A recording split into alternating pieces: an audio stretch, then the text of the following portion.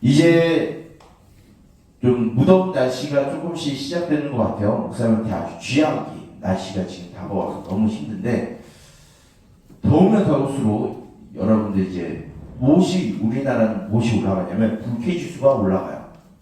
지금 목사님은 불쾌지수가 지금 한 70%, 80% 올라왔어.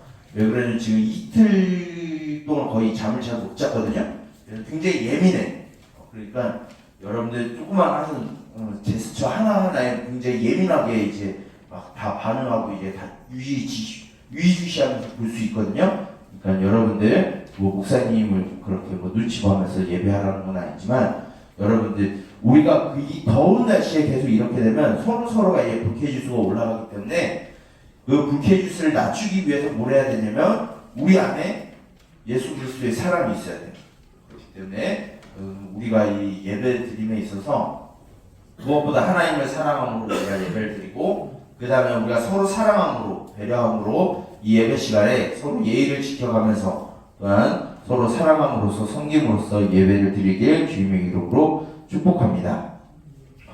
우리가 말씀을 나누기 전에 먼저 여러분들께 좀 질문을 하고 좀 시작을 했으면 좋겠어요. 여러분들이 생각하는 행복의 조건은 무엇이라고 생각하죠? 여러분들이 생각하는 행복의 조건은 무엇인가요?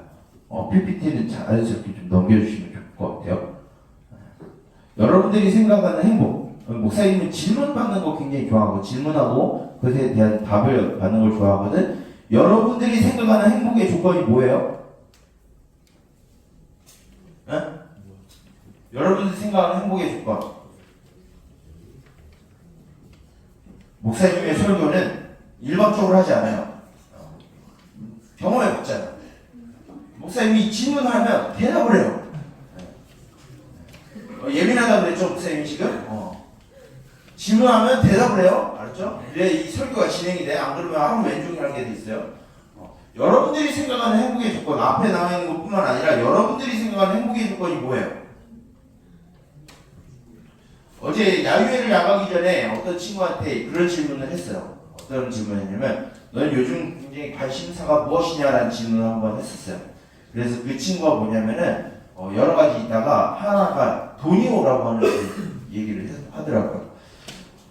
그 친구의 관심사가 돈인 것처럼 많은 사람들, 이 땅에 살아가는 모든 사람들이 대부분의, 아마 제가 목사님 개인적으로 생각할 때는 아마 90%일 거예요. 90%가 생각하는 사람의 행복의 조건 중에 하나는 아마 돈일 가능성이 굉장히 높은 것 같아요. 물론 우리나라가 90% 정도 되고 이제 유럽이나 미국은 좀 그렇진 않은 것 같아요. 그런데 대부분 생각해보면 그 기본 베이스에는 무엇이 있죠? 우리가 행복의 조건들은 거의 돈, 아니면 나의 행복, 그 행복을 위해서 내가 무슨 여가 생활을 한다든지, 아니면 여행을 떠난다든지, 아니면 사람들에게 인기를 받는다든지 여러 가지 요건이겠죠. 그런데 정말로 그것이 우리가 생각하는 그 행복의 조건이 우리를 정말 행복하게 만들고 기쁘게 만들고 즐겁게 만들까요?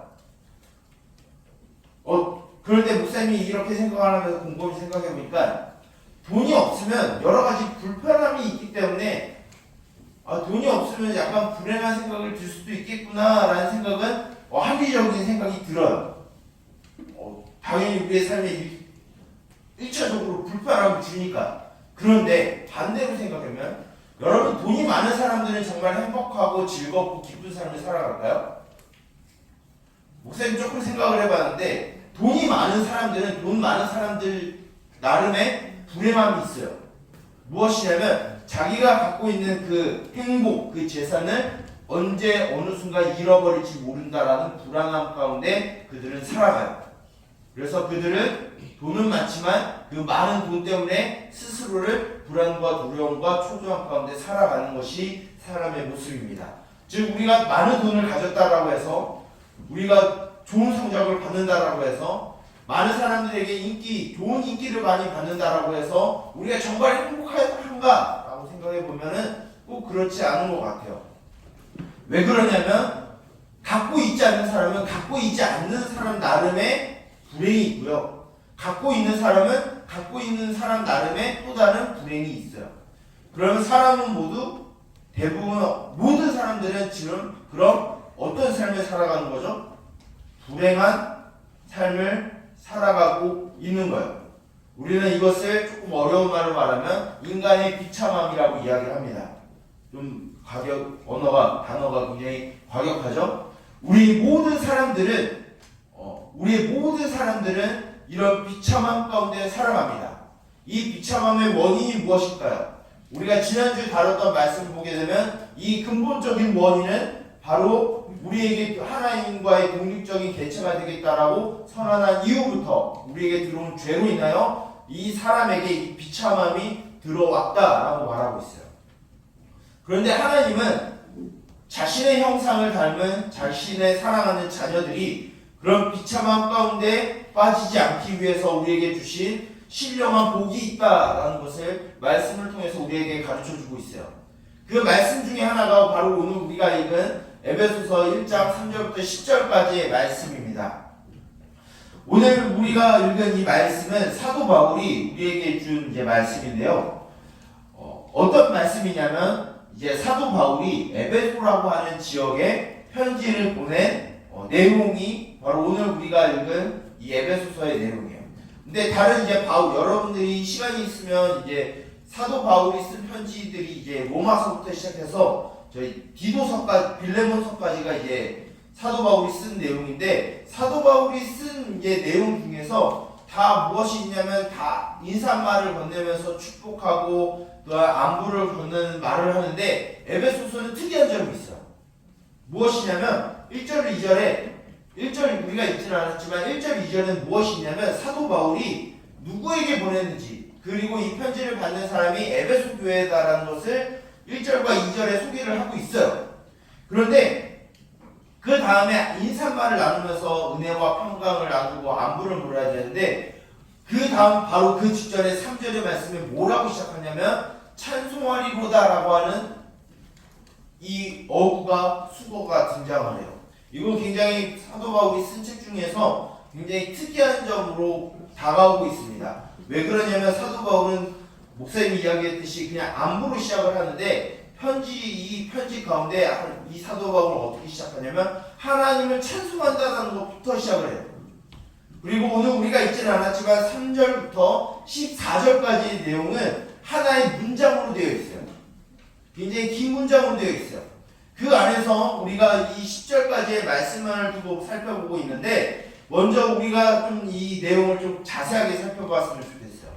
3절의 내용은 우리가 그리고 사도 바울이 에베소 교회가 찬양해야 될 목적이 무엇인지에 대해서 가르쳐주고 있고요. 그 이하 4절부터 10절까지의 내용은 그 신령한 복이 무엇인지, 하늘에 속한 신령한 복이 무엇인지에 대해서 차례 논리정연하게 서술하고 있어요. 그러면 왜 3절에 사도 바울이 왜 우리가 하나님을 찬송하자라고 하는 내용이 있냐면, 방금 목사님이 말한 하늘에 속한 신령한 복을 하나님이 우리에게 주셨기 때문에 우리는 하나님을 찬양해야 한다라는 내용으로 3절을 시작하고 있어요. 그 다음에 이제 4절부터 10절까지는 그 하나님이 우리에게 주신 신령한 복이 무엇인지에 대해서 총 3가지를 나눠서 가르쳐주고 있습니다. 먼저 4절부터 5절까지의 말씀을 보게 되면 어떤 내용을 갖고 있냐면 하나님의 선택과 예정에 대해서 가르쳐주고 있어요. 뭐라고 얘기한다고? 하나님의 선택과 예정. 우리가 이 내용이 선택과 예정은 약간 성격이 달라요. 하나님이 선택하셨다라고 하는 것은 무엇이냐면 창세 전부터, 세상이 만들어지기 전서부터 하나님이 우리 자신들을 너무 세세하게 잘 알고 계셨다라는 거예요. 그리고 우리를 하나님의 사랑받는 자녀로 삼아주셨다라는 거예요. 그렇게 이미 하나님이 우리를 선택하셨고 택하셔서 어떻게 하시기 원하느냐, 우리를 거룩하고 흠이 없고 완전한 존재로 세워주시기 위해서 하나님이 우리를 선택하셨어요. 그리고 그 방법 가운데 하나님이 어떻게 하냐면 예정하심이라는 것이 있는데, 바로 이 예정이라는 게 좀 어려운 주제지만 바로 우리 가운데 죄로 인해서 하나님과 깨어진 관계를 다시 하나님이 이어붙이시기 위해서 하나님이 우리를 오늘 말씀에 의하면 양자 삼으셨다라고 말해요. 양자 삼았다는 게 뭐냐면 입양되었다라는 의미를 갖고 있어요. 우리는 하나님으로부터 죄로 인해서 끊어진 관계에서 우리는 하나님과 아무런 관계가 없는 존재였어요. 그런데 하나님이 우리를 예정하셔서 우리를 하나님의 아들로 입양시키셔서 하나님의 아들로 삼아 주신 거예요. 하나님의 딸로 삼아 주셨어요. 이것을 뭐라고 말하냐면 첫 번째 하늘에 속한 신령한 복이다라고 말하고 있어요. 이게 왜 복인 줄 모르죠. 우리는 이 땅에 살아가면서 우리 스스로의 정체성을 잃어가면서 살아가요. 그리고 방향성을 잃고 살아가고 그래서 방황하는 삶을 살아가요. 그 가운데 하나님은 우리를 포기하지 아니하셔서 우리 가운데 말씀을 주시고 우리를 찾아와 주셔서 우리를 구원하시고 해방시키시기 위해서 하나님의 위대하신 플랜이 있음을 우리들에게 가르쳐주고 있어요. 그리고 그 계획은 이미 우리들에게 주어졌다라고 하나님은 말씀을 통해서 우리에게 가르쳐 주셨어요. 그것이 무엇이냐면 두 번째 하늘에 속한 신령한 복인데 그것은 무엇이냐면 바로 예수 그리스도를 통해서 예수님을 통한 속량과 죄사함이라는 거예요. 여기서 속량과 죄사함도 또 다른 성격을 갖고 있는데 속량이라고 하는 것은 무엇이냐면 과거에는 노예제도라는 것이 있었거든요. 그리고 전쟁에서 지면은 포로가 되었어요. 즉 뭐냐면은 우리는 죄로 인해서 죄의 포로가 되었고 죄의 노예로서 결국 그 마지막 순간은 죄로 끝나야 되는 비참함으로 우리는 살아갈 수밖에 없는 거예요. 그 가운데 우리는 항상 궁핍함과 갈증과 결핍과 불안과 초조와 두려움 가운데 우리는 살아갔어요. 그런데 예수님이 그렇게 우리가 수치와 모욕과 죽음으로 끝나야 되는 인생을 예수님이 십자가에서 대신 피 흘리심으로 인해서 그 값을 대신 치러주신 거예요. 그래서 우리는 더 이상 죄와 사망에 억눌려 있는 것이 아니라 이 세상의 가치관에 종이 되어서 포로가 되어서 살아가는 존재가 아니라 예수님께 속한 자가 되었음을 선언하는 게 속량이에요. 좀 이것을 좀 어느 정도 좀 우리가 좀 이해될 수 있도록 제한적이지만 좀 예를 들면 어떻게 한 거냐면 여러분은 프로 스포츠를 보게 되면은 무엇이냐면 어떤 이제 훌륭한 선수가 있어요. 그 훌륭한 선수를 최고의 구단으로 데려가기 위해서 무엇을 하냐면 계약금이라는 것을 지불을 해요. 그래서 그 프로 선수를 몸값을 지불하고 좋은 구단을 데려가서 그 경기를 뛰게 해요. 약간 이런 개념이라고 보시면 돼요. 즉 우리는 죄와 사망으로 인해서 죽을 수밖에 없는 비참한 자리에 있지만 예수님의 피로 인해서 우리는 어디에 옮겨졌냐면 바로 하나님의 자녀의 자리로 신분으로 우리를 해방시키시고 자유롭게 하신 거예요.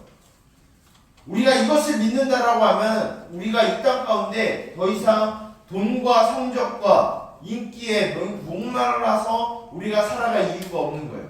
왜냐하면 이미 우리에게 큰 은혜를 주셨다라고 성경은 말씀하고 있고요. 우리가 그것을 믿는다라고 말하면 우리는 이 세상 그렇다고 여러분들 이제 끝났어 이제 공부 안 할래 이게 아니라 성적이 우리의 인생의 최종적인 결정되는 게 아니라는 거예요. 그리고 두 번째 죄사함이라고 하는 것은 무엇이냐면 우리가 죄인으로 인해서 죄의 값을 지불을 해야 돼요. 우리가 죄를 지으면 법원에 가서 무엇을 받죠? 재판을 받고 그 죄에 맞는 형벌이 주어져요.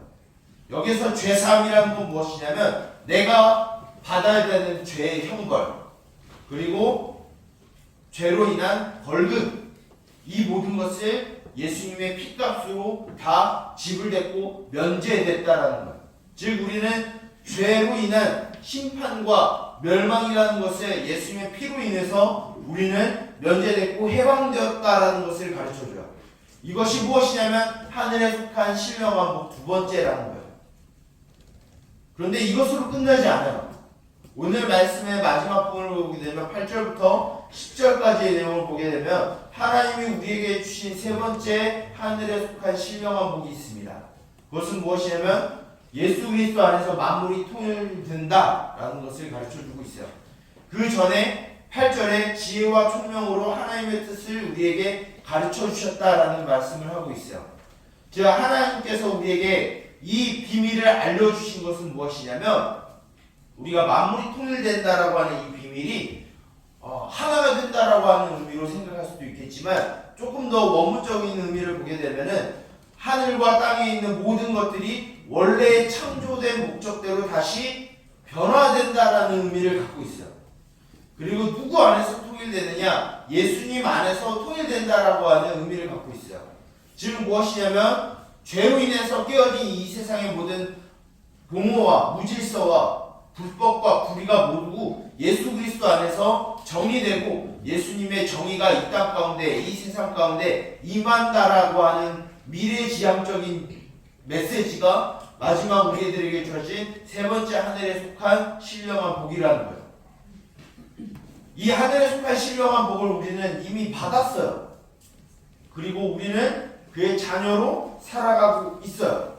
그러면 우리들에게 하나님이 이 말씀을 주신 이유는 무엇이냐면 우리가 하늘에 속한 신령한 복에 따라서 우리는 과거와 현재와 미래를 살아가야 한다는 것을 우리들에게 가르쳐주고 있어요.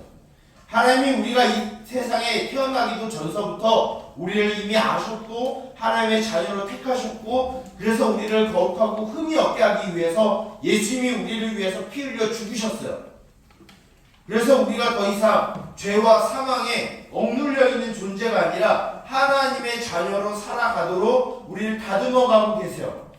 그리고 그 과정 가운데 하나님이 우리를 통해서 뭘 하려고 하시냐면 우리를 통해서 우리의 모든 삶 가운데 우리의 상황과 환경 속에서 하나님의 나라를 이루시겠다라고 말씀을 통해서 하나님의 자녀들에게 가르쳐 주신 복을 우리들에게 주신 거예요. 세상 많은 사람들, 하나님을 알지 못하는 자들, 복음을 들었으나 하나님을 믿지 아니하는 자들은 이 복을 받지 못한 거예요. 자기의 생각대로, 자기의 뜻대로, 자기의 마음대로, 자신의 마음이 내키는 대로, 자신의 생각대로, 세상이 요구하는 대로 살아가는 그런 기계와 로봇처럼 살아가요.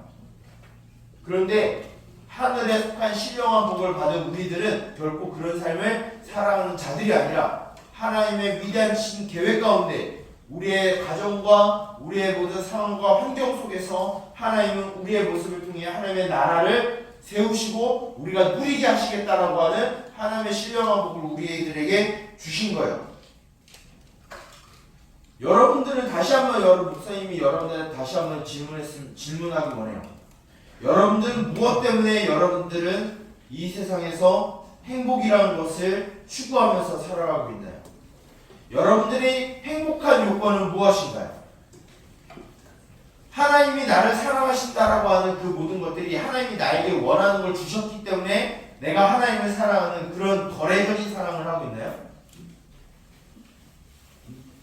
여러분들 부모님이 퇴근하고 나서 여러분들 부모님이 여러분들 집에 있고 부모님이 퇴근하고 나서 여러분들이 기다렸던 치킨을 갖고 오셨다라고 우리 좀 생각을 해보죠. 그럼 여러분들은 그 부모님이 갖고 온 치킨 때문에 행복한가요? 아니면 그 치킨을 사오신 부모님 때문에 행복한가요? 다르게 생각하면 하나님이 내게 무엇을 주셔서 내가 행복한 건가요? 아니면 하나님 때문에 행복한 건가요? 우리가 이걸 생각해봐요. 하나님이 나한테 돈을 주면 행복한 거, 하나님이 나한테 돈을 안 주면 불행한 거, 하나님이 나한테 좋은 성적을 주시면 행복한 거, 안 주시면 불행한 거, 이런 거래적인 관계를 맺고 있나요? 아니면 내가 어느 상황에 있든 어느 환경에 있든 나를 포기하지 아니하시고 나를 다듬어가고 계시는 그 하나님 때문에 내가 행복하고 있나요? 우리 행복의 조건은 달라야 돼요. 내게 무언가 줘서 하나님을 사랑하는 거 무엇이냐면 굉장히 어린 신앙이에요. 그런데 이 어린 신앙은 목사님뿐만 아니라 여러분들뿐만 아니라 미안하지만 어른들도 이런 신앙을 갖고 있는 사람들이 태반이에요. 어떻게 보면 목사님도 그럴 수 있어요. 하나님이 내게 무언가를 주면 나한테 뭔가 좋은 환경을 주면 하나님이 사랑하시는가 보다 생각하는 굉장히 어린 신앙. 우리는 이 어린 신앙에서 벗어나서 우리는 무엇을 바라봐야 되냐면 아까도 예화를 들었던 치킨 때문에 행복한 게 아니라 치킨을 사온 아버지 때문에 행복한 것처럼 우리 하나님이 우리에게 무엇을 주셔서 행복한 게 아니라 우리의 아버지 되신 하나님이 계시기 때문에 우리는 행복할 수 있어야 돼요. 목사님은 여러분들이 그걸 경험을 해봤으면 좋겠어요. 내가 어려울 때나 힘들 때나 내가 붙들 수 있는 존재가 있다라는 그 사실 때문에 행복할 수 있는 것. 그것은 돈으로 주고도 못 사요. 좋은 성적을 가져도 그거는 얻질 못해요.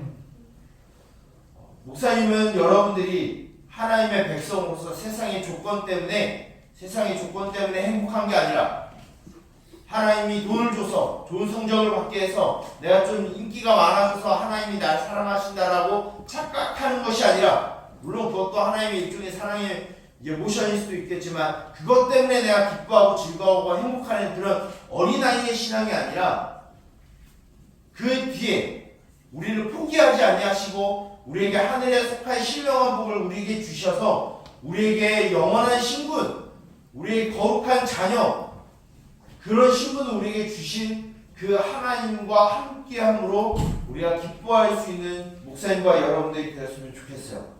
그래서 여러분들의 신앙이 어린아이의 신앙에 머무는 것이 아니라 좀 더 성숙하고 성장하는 신앙이 되길 원합니다.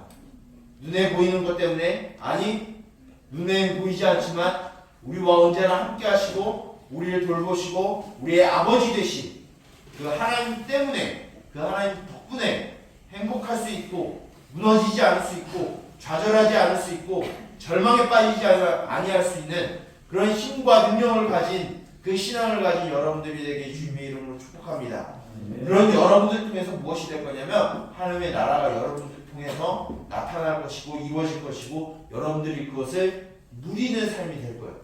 그것을 맛보면은 우리 안에 말할 수 없는 기쁨과 감사와 탄성이 터져 나올 거예요. 그것을 목사님뿐만 아니라 이 자리에 있는 모든 도용교회 3D 중고등부 모든 공동체가 함께 누리기를 우리 주님의 이름으로 축복합니다. 기도하겠습니다. 살아계신 하나님 아버지, 주님 감사합니다. 비천하고 어리석은 이 무익한 종이 감히 주님의 말씀을 들고 주님의 뜻을 선포하였습니다. 주님, 우리가 행복할 수 있는 요인이 그저 눈에 보이는 물질적인 것과 물리적인 것으로 인하여 우리가 기뻐하고 그것에 우리의 행복의 조건을 찾지 않게 하여 주시옵소서. 그 뒤에 계시는 하나님이 우리와 언제나 함께하고 계시며 우리를 죄로 인하여 심판에 또한 영원한 형벌에 빠질 수밖에 없는 우리들을 위하여서 예수 그리스도의 피 흘리심으로 우리를 죄에서 해방시키시고 모든 심판으로부터 면제시키신 그 은혜 가운데 우리가 살아가고 있음을 기억하게 하여 주시옵소서. 그리하여 우리가 이 땅 가운데 거룩한 삶을 살아가게 하시며 어느 상황과 환경에 따라서 우리의 마음이 움직이는 것이 아니라 그 모든 상황 속에서도 주님을 예배하며 찬양하는, 또한 감사하는 주님과 친밀한 사귐의 관계가 우리 가운데 있게 하여 주시옵소서. 주여, 우리를 붙드시고 우리를 언제나 옳은 길로 인도하시며 선한 길로 우리를 인도하여 주시옵소서. 이후에 우리에게 펼쳐진 일상의 삶도 주께서 보증하여 주시며 우리의 가운데 충만하게 계시는 성령의 힘으로 말미암아 오늘도 살아가게 하여 주시옵소서. 이 모든 것을 예수님의 이름으로 기도드립니다. 아멘.